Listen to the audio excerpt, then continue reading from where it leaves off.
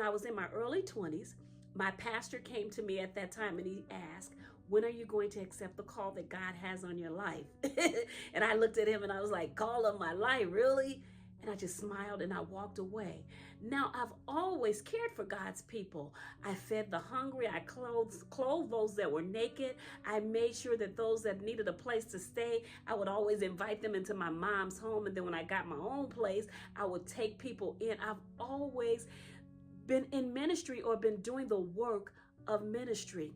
But when it came to accepting the call of God on my life, that was totally different. I got married, I had children, but I was in these relationships or these marriages that were also very toxic. My pastor came to me again and he asked, when are you going to accept the call that God has on your life? Again, I thought it was funny again. Laughed, smiled, walked away.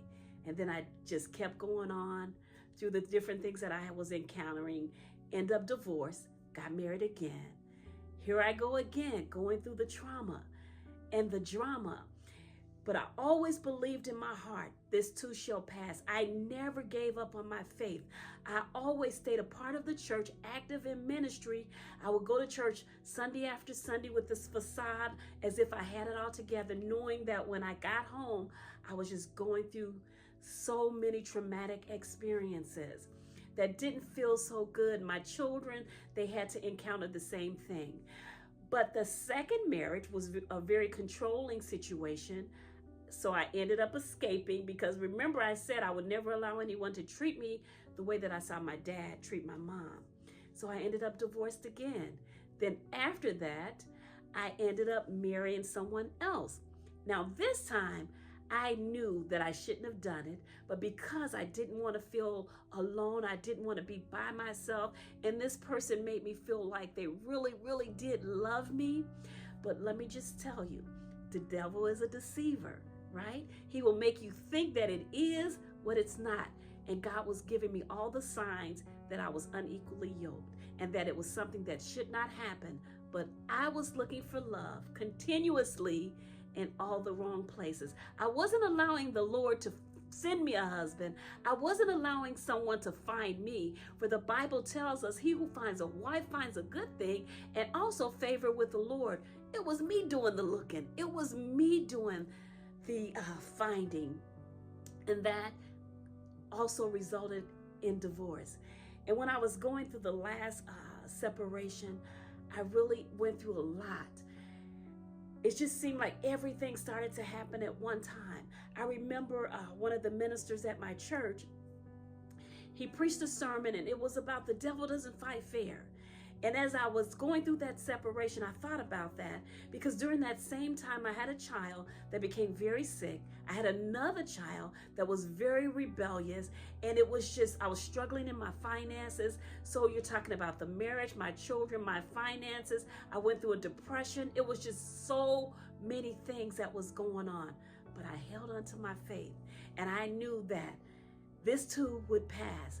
So when we go back to the call of ministry, my then pastor asked me twice. Then I went to a women's retreat. And then there was a prophet that came over to me and spoke into my life and asked, when are you going to stop running from God? And here I go again, couldn't believe it. But then I went to another event and another prophet asked me the same thing. And when I was going through all of the things that I was going through in my home with my marriage, my children, my finances, and thinking about the sermon that the devil doesn't fight fair, I started to surrender unto the Lord. And I said, well, God, if you're calling me to ministry, and I'll never forget, that was in November of 2015, I said, God, just give me one more sign. One more sign if there is anything that just give me one more sign and I will accept that call. So my girlfriend called me and she invited me to a prayer service. And this is really funny because the person that asked me to go to the prayer service was one of those, she didn't go to church. She was not active in any ministry. So I agreed to go. And before going, I said, Lord, one more sign. And the prayer service was amazing. The worship experience was amazing. People were being set free and delivered. And then at the end of the experience, The pastor gave up to give the benediction and the final remarks, but he called me out. And he said, and I'm just looking like, oh my God, who, me? He said, woman of God, God has given me a word to give you. And I couldn't believe it because all I could remember is me saying, God, one more sign. And he said, woman of God, the Lord has given me a word for you. And I know that you probably have your own covering. I know that you probably have your own church that you attend. But I got to tell you what the Lord has told me. God has said that he is calling you to ministry, and the time to accept that call is now. He says that he is going to place you before great men, and that people are going to be healed by your touch, and they are going to recover. I said, Lord, and all I could do is just stand there and just cry because I couldn't believe that he was calling me out. And he said, I got to tell you what the Lord has told me to tell you. So I just began crying profusely. And at the end of the worship experience, I went up to the pastor and I explained to him what had happened before my getting there. I said, I asked the Lord to show me one more sign if he was really calling me to ministry. And then you called me out. So I know that the word that you gave me was from God. And at that time I said, okay, God is calling me to something greater.